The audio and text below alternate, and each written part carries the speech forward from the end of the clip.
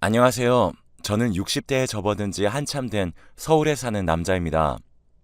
항상 다른 분들 이야기를 듣기만 하다가 이렇게 제 이야기를 보내보려니 조금 긴장이 되네요. 하지만 다양한 분들이 사연을 털어놓으면서 한풀이도 하고 스트레스를 좀 푸시는 것 같기도 해서 저도 제 이야기를 한 번쯤 보내어 나눠보고 싶었습니다. 많은 분들이 이야기를 들어주시고 어떤 사정인지 판단해 주시면 좋을 것 같아서 말이죠. 저는 상당히 어린 시절부터 가난하게 자랐습니다. 아버지는 작은 회사에 급사로 시작해 직원으로 승진을 하셨는데 사실 당시 급사나 작은 회사의 직원이나 월급이 그리 좋지 않았죠. 밤낮으로 일해야 할 만큼 일의 양은 많았는데 월급은 쥐꼬리라서 어머니께서 삭바느질을 하며 돈을 조금씩 더 벌어서 저희를 먹여 살리셨습니다. 어머니는 여유가 있다면 떡 장사라도 하러 나가고 싶다고 한탄하셨지만 저희가 너무 어렸었죠. 제 위로는 형이 두 분 있었습니다. 삼형제 중 제가 막내였던 거죠. 그런데 집이 워낙 가난하다 보니 저희가 아파도 병원에 제대로 가기가 참 힘들었습니다. 사실 어린아이들은 아프기도 참 자주 아프죠. 아이 키워보신 분들은 아실 겁니다. 아이들은 전날 건강하다가도 그 다음날 갑자기 아파서 죽을 것처럼 열이 오르고 경기를 하는 경우도 있다는 걸요. 저희도 그런 경우가 있었는데 병원비가 무서워서 병원에 가지 못했습니다. 저도 열이 엄청나게 오르던 날 어머니가 밖에 데리고 나가서 안고는 괜찮다 괜찮다 하며 울던 게 생각이 나더군요. 아버지를 목이 빠져라 기다리면서 아픈 아이를 안고 우셨지만 사실 아버지가 오셔도 별 수는 없었죠. 그래도 저희는 어떻게든 커갔습니다. 큰형이 10살, 둘째 형이 8살, 제가 7살이던 때였어요. 사실 저는 너무 어릴 때라 아주 흐릿하게만 기억이 납니다만 당시 갑자기 둘째 형이 아팠습니다. 갑자기 열이 너무 많이 나고 먹는 족족 구토를 한다며 어머니가 걱정해 애가 타는 목소리로 말씀하셨죠. 저는 어린 마음에 형이 아프지 않았으면 좋겠어서 형의 손을 잡고서 흔들었습니다. 어머니는 혹시 전염병이면 옮을 수 있으니 저 멀리로 가라고 하셨지만 사실 단칸방에서 멀리 갈 곳도 없는데 가능한 방 구석으로 큰형과 저를 밀어놓으셨어요. 형은 제 어깨를 쥐고 저는 형 손을 잡고서 작은 형의 작은 몸을 보았던 게 기억이 나네요. 겨우 8살이었던 작은 형은 쌕쌕거리며 숨을 힘들게 쉬었습니다. 밤이 깊어지자 저는 더 이상 못 버티고 큰형한테 기대어 잠들었습니다. 그리고 다음날 일어났을 때 작은 형이 죽어 있더군요. 저와 큰형은 서로 손을 잡고 어쩔 줄 모르고 서 있었어요. 사실 그 나이 때 애들이 할 수 있는 건 아무것도 없었죠. 아버지는 세상이 망한 것처럼 침통한 표정이었고 어머니는 끝없이 우셨습니다. 아픈 아이를 데리고 병원에 가지 못한 가난한 부모. 그 당시 부모님의 심정을 어렸던 저희는 알지 못했습니다. 그렇게 작은 형을 보내고 나서 어머니는 언제나 저희 형제에게 당부하셨습니다. 이제 세상에는 너희 둘밖에 없어. 형제는 딱 너희뿐이니까 서로 잘 챙겨야 해. 네, 엄마. 꼭이야. 이젠 정말 엄마 아빠 죽고 나면 너희뿐이니까. 아버지는 어머니의 그런 말씀을 듣고 버럭 소리를 지르곤 하셨죠. 그 애들한테 뭐 그런 소리를 왜 해? 아니에요. 애들한테 말을 해놔야 한다고요. 하지 마. 애들이 뭐라고 생각하겠어? 그 전까지 온순하셨던 아버지는 작은 형의 충격적인 죽음 이후로 술을 드시며 주사가 심해졌어요. 그 전까지 월급을 받는 족족 집으로 가져와 가난한 집이지만 식구들이 배골지는 않게 하셨었지만 그 이후로는 아예 집은 안중에도 없는 것처럼 생활하셨죠. 어머니는 그런 아버지가 너무 섭섭하고 서러워서 점점 더 저희 형제한테 주의를 기울였습니다. 하지만 아버지가 월급을 가져오지 않으니까 어머니의 삭바늘질만으로는 한계가 금방 드러났죠. 어머니는 결국 떡 장사를 하겠다며 저희 둘만 남겨놓고 나가셨고 생전 처음 떡바구니를 이고 가시다가 옆을 보지 못하셔서 트럭에 치여 돌아가셨습니다. 어머니의 죽음 앞에 아버지는 정신을 잡았어요. 아버지는 이를 악물고 돈을 벌어오겠다면서 형과 저를 붙들고 고아원으로 데리고 가셨죠. 여기서 조금만 기다리면 아버지가 오마. 언제 오세요? 곧. 너희들을 벌어먹일 수 있게 되면 그때 엄마, 아버지는 그렇게 말씀하시고 떠났습니다. 하지만 어린 마음에도 아버지를 다시 보지 못할 수도 있다는 사실을 깨닫고 있었죠. 그래도 저는 큰형이 있어서 천만다행이었어요. 3살 위의 형이라는 존재가 어린아이에게는 얼마나 중요한 것인지 모릅니다. 형은 무슨 일이 생기면 달려와서 언제나 도와주었고 무슨 일이든 저 대신 해주려고 애를 썼습니다. 아직 10몇 살이던 어린애가 뭘 할 수 있었을까요? 하지만 형은 무척 조숙한 어린이였고 저를 잘 보호하려고 했었습니다. 형의 보호 아래에서 비록 고아원 신세였지만 저는 잘 클 수 있었어요. 고아원의 원장님도 그리 나쁜 사람은 아니었고 선생님들도 좋은 분들이 많았죠. 그래서 덕분에 우리는 성인이 될 때까지 큰 문제 없이 커나갔습니다. 물론 그 사이에 서러운 일이나 억울한 일이야 왜 없겠습니까만 그래도 다 이겨내고 세상에 아직 살만하다는 믿음을 잃어버리지 않은 채 성인이 될 수 있었으니까요. 형은 3년 먼저 성인이 되었고 고등학교 졸업과 함께 세상 밖으로 나갔습니다. 형이 먼저 가서 돈 벌어서 기다리고 있을게. 꼭이야. 알았어. 착하게 원장님 말씀 잘 듣고 형이 전화할게. 형은 원장님의 소개로 곧장 어느 공장으로 취업해서 나갔고 간혹 전화 연락이 왔습니다. 고아원으로 전화가 오면 제가 가서 받는 과정을 거쳐야 했지만 형에게 전화가 올 때마다 어린 저는 얼마나 뿌듯해했는지 모릅니다. 20살의 어린 나이에도 형은 빠르게 공장에 적응하여 자리를 잡았습니다. 형에게서 전화가 오면 선생님들도 감탄하며 저의 어깨를 두드려 주셨거든요. 넌 형이 먼저 나가서 자리 제대로 잡고 있으니 걱정할 게 없겠다면서요.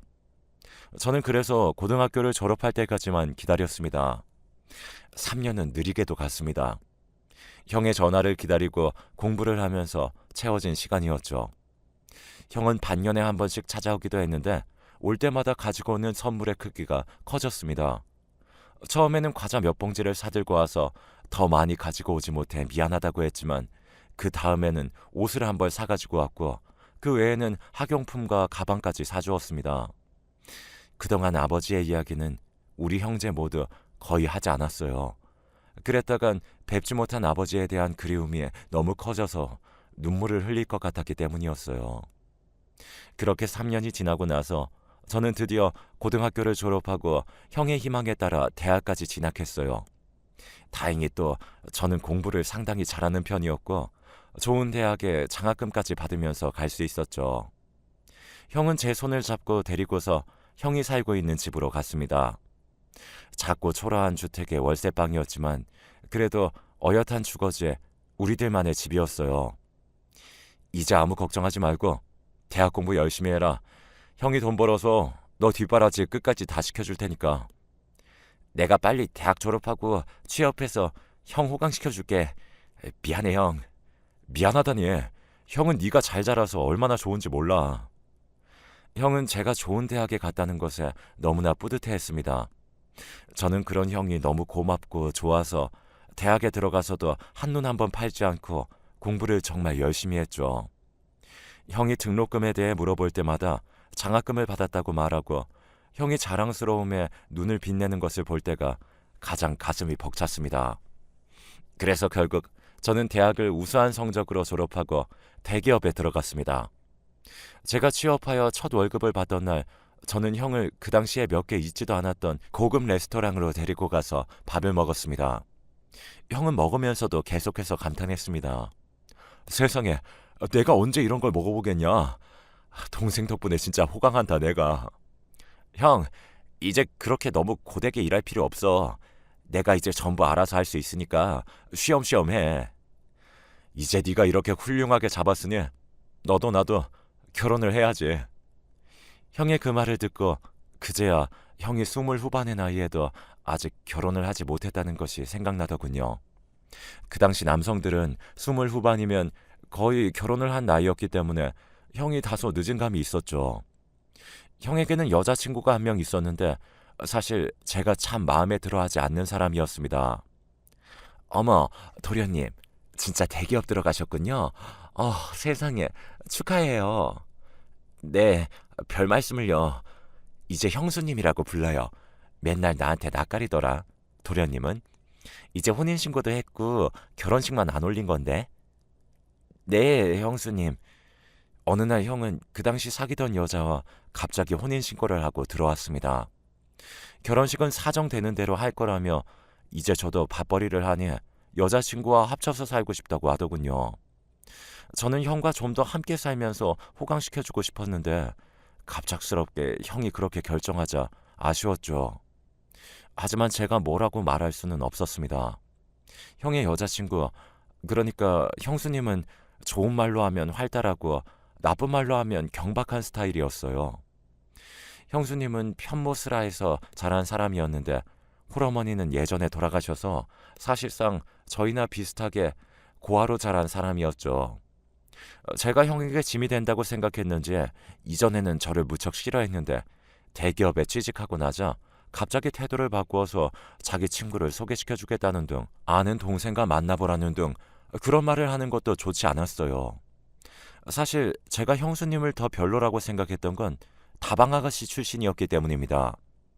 공장에 커피를 가지고 자주 오던 다방 레지를 짝사랑하던 순진한 청년인 형은 결국 그 꼬임에 넘어가서 결혼까지 하게 된 거였으니까요. 하지만 제가 형의 인생에 뭐라고 할 수 있었겠습니까?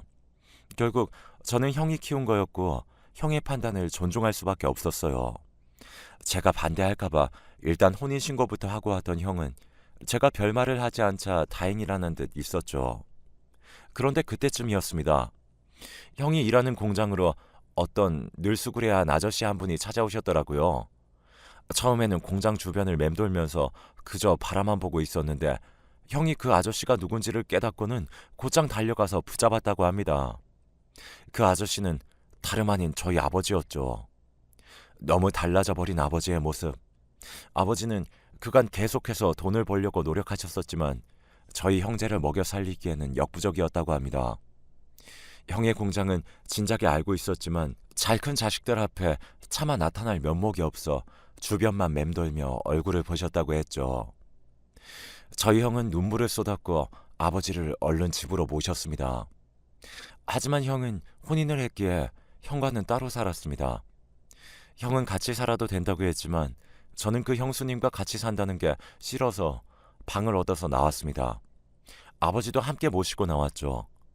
제 직장은 월급이 무척 높았고 따로 독립해도 아버지와 사는데 아무런 문제가 없을 정도였습니다. 형은 그 후로 형수님과의 사이에서 아들 둘을 낳고 살았었습니다.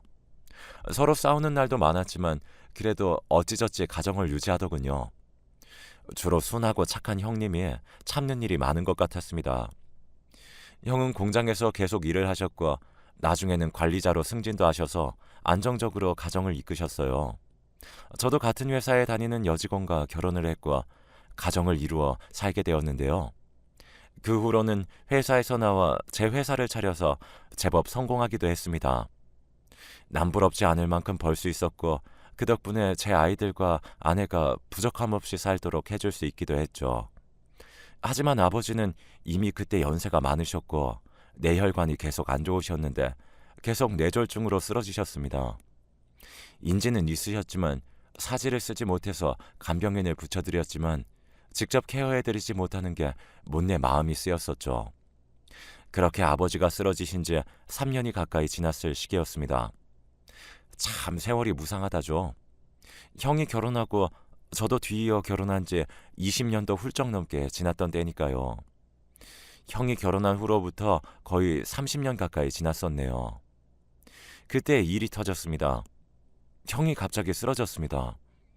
심장마비였는데 공장에서 일하다가 쓰러지셨는데 빠르게 응급처치가 되지 않아 병원에 도착했을 때는 이미 사망한 상태였습니다. 공장은 도시에서 좀 떨어진 곳에 있었기 때문에 응급차가 뒤늦게 달려와서 이미 소용이 없었던 거였죠. 우리 애들이랑 나 어떻게 해야 해요? 형수님이 저를 붙들고 옷을 쥐어뜯으면서 우셨습니다. 최근 들어서는 형님과 그리 사이가 좋지는 않았던 것으로 알지만 그래도 몇십 년을 산 부부이니 그 정이 왜 없겠습니까? 게다가 사실 아직 아이들이 성인이긴 했지만 취업을 못한 상태라 아무래도 막막하긴 했겠죠. 저도 정말 믿어지지가 않더라고요. 세월이 많이 흐르긴 했지만 사실 아직 형의 나이는 너무 젊었었거든요. 괜찮습니다. 형수님, 제가 어떻게든 책임을 져드릴 테니까. 제가 그렇게 말하자 형수님은 더 서럽게 울면서 휴지에 얼굴을 묻었습니다. 아들들도 우울한 얼굴로 서 있더라고요. 어떻게든 장례를 치르고 저는 방에 혼자 앉아 제대로 생각해 보았습니다. 첫 번째로 사실 돈은 문제가 안 됐어요. 제 회사는 제법 잘 나가고 있었고 규모도 절대 작지 않았으니까 아내도 그 각별하다던 형님이 돌아가시자 안 되었다며 남은 가족들이라도 어떻게 해드려야 하지 않겠느냐는 입장이었고요. 저는 형수님을 만나서 이야기를 좀 했습니다. 저희 아버지 혹시 간병 좀 해주실 수 있겠습니까? 네? 간병이요? 하지만 지금 간병인이 제대로 붙어 있잖아요. 제가 뭔가 금전적인 도움이 되는 이야기를 할 줄 알았던 건지 갑작스러운 간병 이야기에 형수가 화들짝 놀라 손살을 쳤습니다. 그냥 하시라는 건 아닙니다. 간병을 해주시면 그 대가로 제가 월 500만 원을 드리죠. 아무런 조건 없이 그냥 드리려면 아무래도 금액이 적어질 수밖에 없으니 형수님도 그쪽이 낫지 않으시겠습니까? 아, 월 500이요? 정말이죠, 도련님? 형수님은 눈을 번뜩였습니다. 돈 이야기가 나오자 얼굴이 반짝거릴 정도로 화색이 돌더군요. 간병이 괜찮으시면 제가 집도 마련해 드릴 수 있습니다. 지금 계시는 집은 아버지까지 같이 모시기엔 너무 작으니까요. 뭐 맞아요. 우리 집 너무 작아. 아, 세상에. 역시 도련님은 돈을 잘 버시니까 다르구나. 세상에. 일단 집을 제 명의로 하고 아버님 돌아가시고 나면 집을 형수님 명의로 해드리겠습니다. 형수님은 탐욕스러운 얼굴을 하고 있었지만 저는 애써 외면했습니다. 애초에 아버지의 간병을 자식들이 아닌 제3자의 손에 맡기고 있다는 것도 무척 마음에 걸리는 상황이었으니까요. 며느리가 간병하는 것이 도리에도 맞고 딱 좋다는 생각이 들기도 했죠. 그걸 핑계 삼아 집도 마련해드리고 월마다 500만 원 정도 드릴 수도 있으니까요. 그리고 아직 취직을 못한 조카들은 모두 제 회사에 데리고 와서 일을 시켰습니다. 형은 정말 똑똑한 분이었는데 형수를 닮았는지 조카들은 하나같이 공부를 못하고 일머리도 없어서 좀 난감할 때가 많았죠. 게다가 성격이 모나서 밑에 직원들과 트러블도 잦은 편이라 결국 일이 별로 없는 부서에 둘만 따로 있게 되었습니다. 뭐 저한테는 손해인 상황이었지만 형을 생각하면 얼마든지 이보다 더한 것도 할 수 있었습니다. 당연하죠. 형이 저한테 어떻게 했는데요. 아버지의 간병까지도 동시에 할 수 있으니 더 좋은 방법은 없었습니다. 그런데 그 좋은 기분은 얼마 가지 못했습니다. 형수님이 아버지의 간병을 맡은 지 불과 반년 정도 지났을 때였을 겁니다. 저는 오랜만에 아버지를 뵙기 위해서 형수 댁으로 가서 가볍게 차를 한 잔 마시고 방에 계시는 아버지를 뵈었어요. 비록 사진은 못 움직이시고 말도 하지 못했지만 아직 의식은 살아있다고 의사가 말했기에 저는 아버지의 손을 두드리면서 계속 말을 걸었습니다. 그때 아버지의 감은 눈가로 눈물이 한 줄기 흐르더군요. 그때 형수님이 방 안으로 들어와서 호들갑을 떨었습니다. 아유, 도련님, 아버님 아주 안색이 좋으시죠? 진짜 건강하시다니까. 이제 뒤척이기도 하실 것 같아요. 안색이요? 예, 뭐... 아버지의 안색은 오히려 안 좋은 편이었습니다. 대체 간병을 제대로 하긴 하는 건지 의심이 될 정도였죠. 게다가 아버지의 눈에서 눈물이 흐른 것도 이상했습니다. 제가 그렇게나 간병을 잘한 거예요. 그러니까 도련님, 저희가 지금 돈이 좀 필요한데 저희 애가 결혼을 생각한다고 해서 잠깐 말 좀 할 수 있을까요? 잠깐만요. 저 잠시 물만 마시고 오겠습니다. 형수는 매달 돈을 더 주길 원하는 눈치였는데 이제 본격적으로 돈을 달라는 말을 하고 싶은 모양이었습니다. 저는 잠시 머리가 아파서 물을 마신다는 핑계로 부엌에 나왔었죠. 하지만 냉장고에 물통이 없어서 저는 물을 어디서 먹어야 하냐고 물어보려고 아버지의 방문을 조금 열었습니다. 그러다가 형수님의 혼잣말을 듣게 되었죠. 아유, 노인네. 더럽게 명줄 기네. 빨리 죽어야지. 내가 한탕 땡겨서 애들한테 나눠주고 나 좋다는 남자 만나는데. 아유, 짜증나. 아유, 저 새끼는 왜 돈 달라는데 안 주는 거야? 짜증이 가득 서린 목소리였어요. 방문을 닫고 있다면 안 들리는 소리였지만 방문을 여니까 작게 들려온 정도인데 아마 의식이 있는 아버지는 들으셨을지도 모릅니다. 저는 놀라서 잠깐 굳어져 있다가 뒤로 물러나섰습니다. 가만히 부엌으로 와서 서 있는데 입맛이 쓰더군요. 형수가 좋은 사람이 아니라는 걸 알고 있었지만 그래도 이렇게 뒤통수를 맞을 줄은 몰랐습니다. 그것도 간병이 뭐 길기나 했나요? 겨우 반년 남짓이었습니다. 아니, 물론 간병이 당연히 힘들 겁니다. 하지만 형수에게 그 일을 맡기고 저는 그에 상응하는 금전적인 보상을 해주었고 당연히 그만큼 아버지에게 정성을 다해주길 기대했습니다. 형수가 최소한의 양심이 있다면 가장이 죽은 상황에서 손 내민 사람의 마음을 이렇게 짓밟을 수는 없는 거죠. 저는 그대로 인사도 하지 않고 그 집을 나와서 곧장 저희 회사로 향했습니다.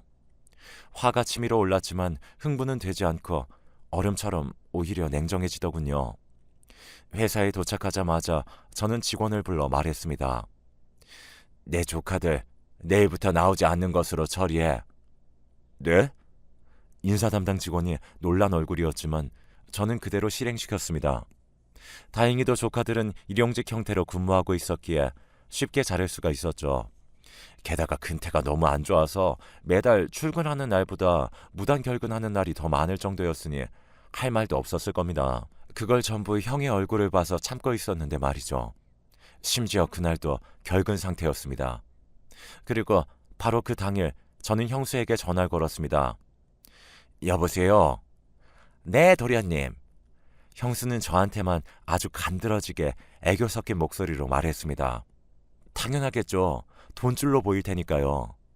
살이 잔뜩 찐 저보다 나이 많은 다방 출신 여자라고 생각하니 속이 뒤집힐 지경이었어요. 저는 무뚝뚝한 목소리로 말했습니다. 지금 저희 쪽 직원들이 댁으로 갈 겁니다. 어머, 왜요? 우리 애들도 와요? 그건 아닙니다. 아버지 모시고 병원으로 갈 겁니다. 아버님을요? 그럼 전 간병하러 병원으로 가면 되나요? 아니요. 그 집에서 짐 싸서 나오시면 됩니다. 네? 놀란 형수의 목소리가 들려왔습니다.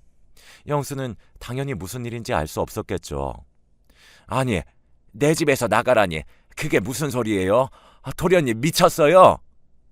그 집은 제 명의로 되어 있습니다, 형수님.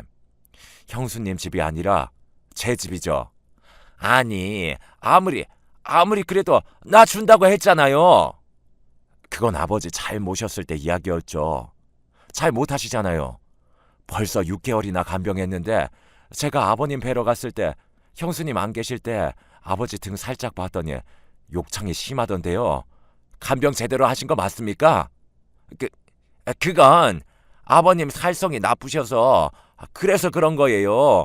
욕창이 심하긴 해도 그렇게 아프진 않을 거라고요. 어차피 제정신도 아닌 노인네. 내가 어떻게 그 노인네를 맨날 뒤집고 닦아주냐고요. 사실 욕창을 제대로 본 적은 없었지만 시험 삼아 던진 말에 형수는 걸려들었습니다. 얼마나 아버지를 엉망으로 모셨을지 단박에 알 수 있더군요. 저는 더욱더 화가 나서 그대로 전화를 끊어버렸습니다.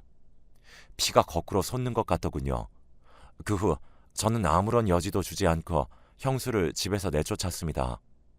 그간 주던 돈도 싹 끊고 조카들도 아예 회사 근처에도 얼씬도 하지 못하게 했죠.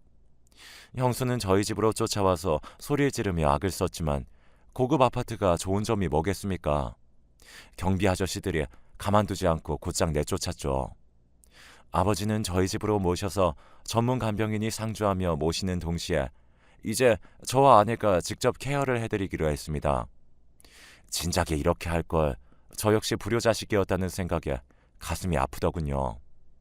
형수가 대체 그동안 아버지께 어떻게 했을지 모르겠어서 더욱 그랬습니다.